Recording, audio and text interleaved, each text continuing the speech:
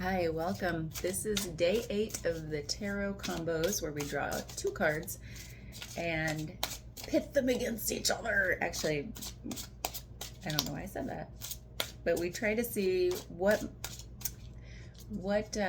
is asking to be illuminated between the tension that might exist between 2 different energies. So let's see what's with us today.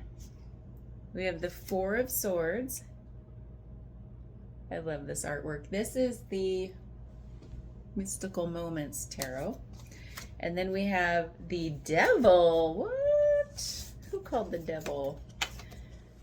Look at this is an interesting piece of artwork. The Devil is like a spider woman. So Four of Swords and the Devil. So like this. So the Four of Swords is really about self-care, self-love, connecting with self, taking that time out. Look at her. That's like pure bliss, introspection because of the moon. There's an airiness. The feathers are usually, the swords are usually thought-based energy. So it's there's so much. Usually it's about taking time for the self to really connect with the higher self. So what kind of wisdom are you trying to gain in your own inner voice's wisdom by taking this time out? Well, then we have the Devil, who is so many things. The Devil is one of, like, what is asking?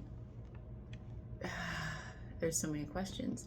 The one here might be, what might be distracting us from taking this time for ourselves, from getting in the way of our own self-care and nurturing? Because this is usually a card of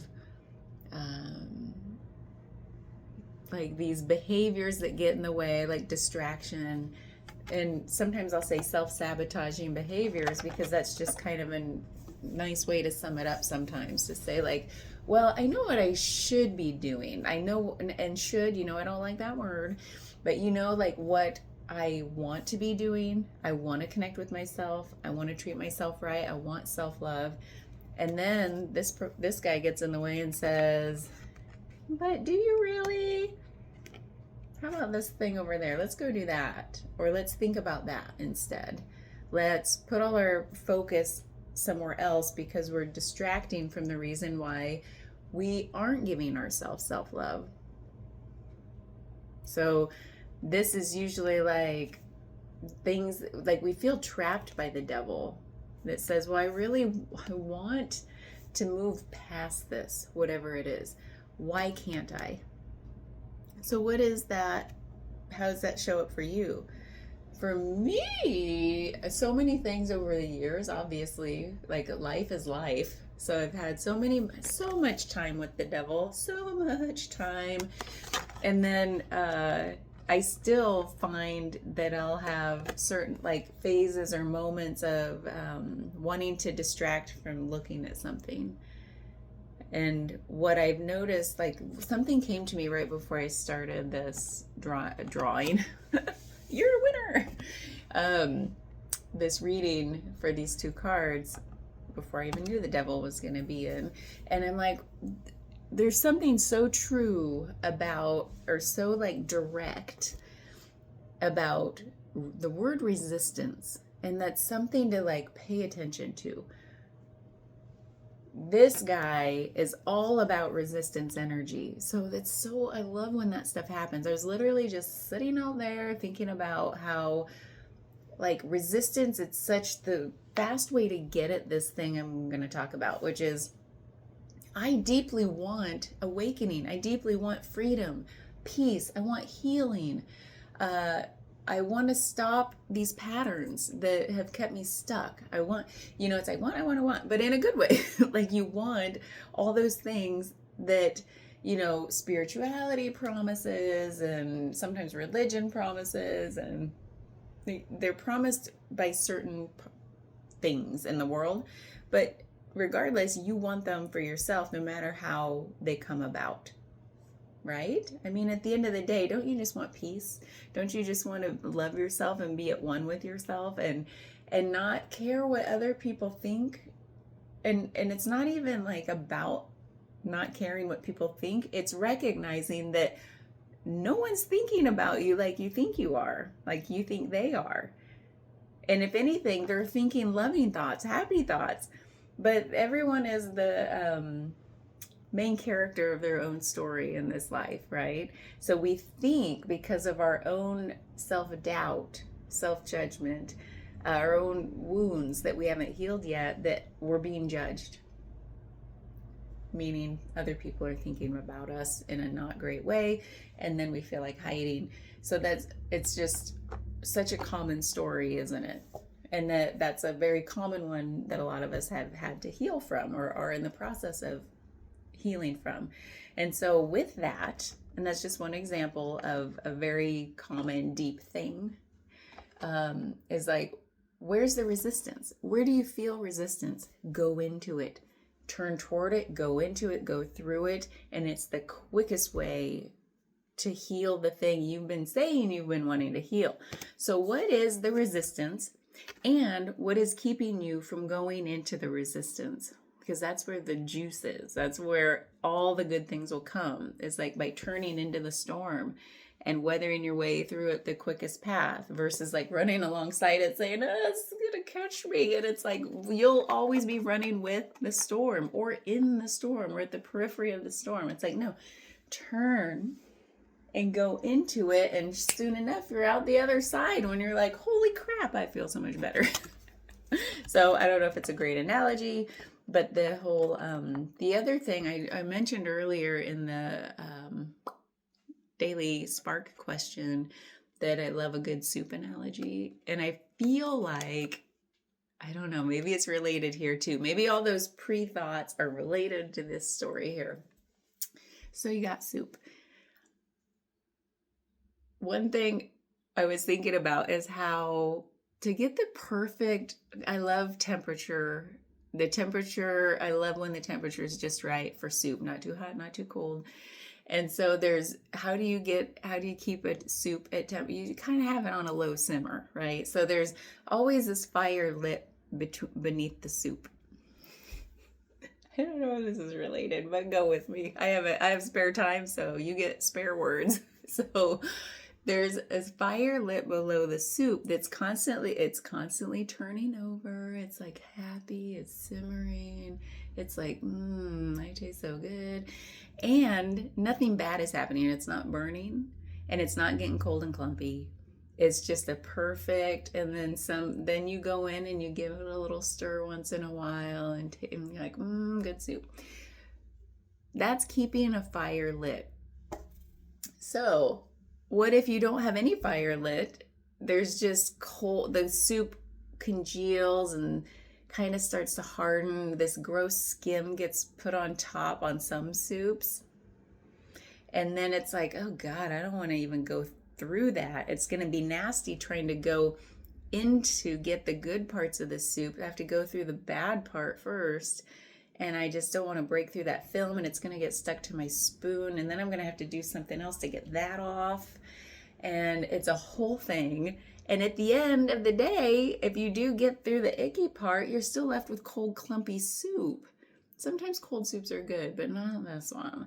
And so then it's like, well, that's no fire lit at all. Like, you've totally ignored the thing.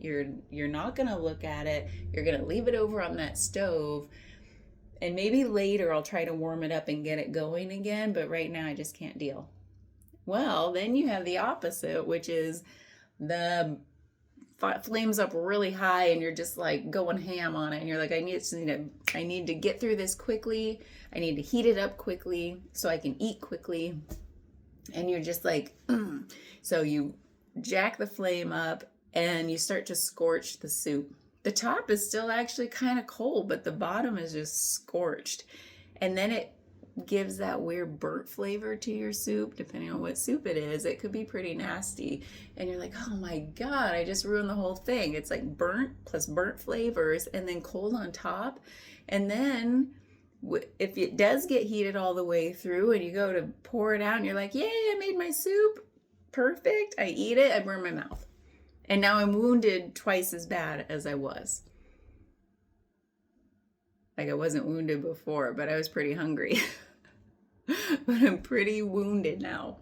So, what I love that soup analogy in terms of like, are you keeping the fire lit? This could go a million ways.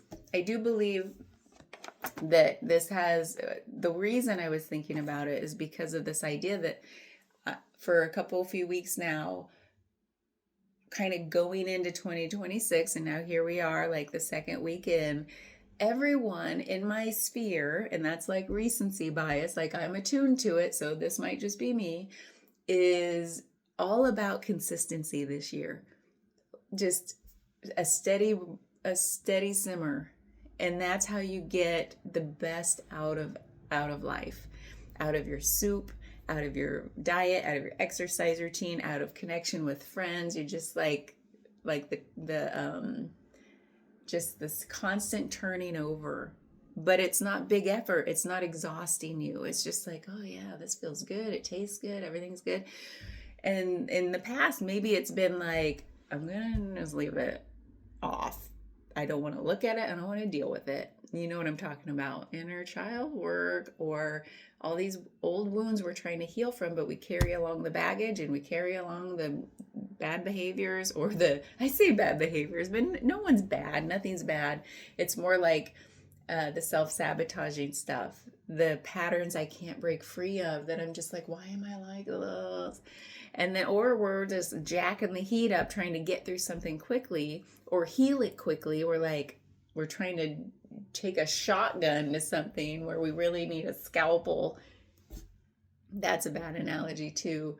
But what the other, I think where the scalpel analogy is good is with the resistance. So, because like to go into the resistance is like using a scalpel instead of like, I'm going to try all these practices. Here I'm mixing my metaphors. I hope you caught that.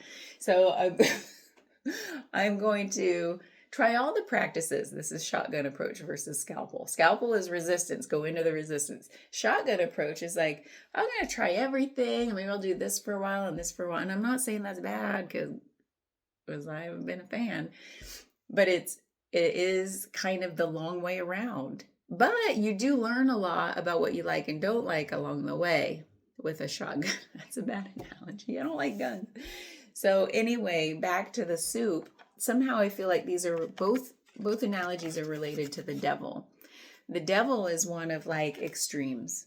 And being at the extremes is what keeps us bound up. This is a common imagery with the devil, is being bound up. The shackles on ourself, like that we've kept the shackles on ourselves, both by not looking at the cold soup because we can't deal. Like I don't want to deal with my hurt. I just can't. It's overwhelming, and that's understandable. Or I'm just going to try to get through it quickly because I know it's painful and I just want to get through this and move on with life or whatever. But you're jacking the heat up too high. And so the devil, the way to unshackle from these tendencies, the things that keep us held back, is to have things on a simmer, a nice simmer. So where in your life can you introduce the concept of simmer if you haven't already? Like, I'm going to simmer, or do the slow drip if you're a marketing person. Like, I'm just going to have a slow drip. I'll stick with simmer. And then like things turn over. I address things when I want to address them. Nothing feels too effortful, too exhausting, and I'll get to it when I get to it, but I'm not ignoring it. Everything in due time. It's a way of ease, yet movement. And then what about that's the soup analogy. So then we go back to resistance, and the question is, where do I feel resistance in this moment? And you can take a moment and take a deep breath and feel it in your body. Where do I feel resistance showing up in my body? Because I love a good somatic practice for the nervous system. So it's like, where does something feel tight or like small, balled up? And resistance can show up in many ways. It could be frenetic too, just like can't get through because there's just so much of this. So where is resistance showing up in your body? Do you feel any tightness? And go into it. Really put your mind's eye in that part of your body and see where it takes you. And a lot of times it'll take you to emotional places for where the healing is calling you. And then things will bubble up to the mind and be like, oh, that's what that's all about. But giving yourself time to do it is important. So resistance can show up in a lot of ways. It's just saying go into it, because this time is for you. Lay on your moon, hold your feathers, do the self-care thing. And if you're not all into like spiritual or emotional healing, that's fine too. There are ways to like take time for yourself to say like, everything's pretty good right now, but what do I really like? Why have I been running around chasing things that don't suit me? And I'm projecting a little from myself, my own situation over the years, but like, what am I running toward? What am I running away from? Even though things seem pretty good on the surface. And it's like, once you stop running and like slow down a bit, then maybe you can start to feel where the resistance shows up. What am I scared to face? You know? So those are just a lot of different thoughts about how the devil shows up in our life and distracts us from doing the self-love, self-care, nourishing ourselves that is being asked for here. Bye.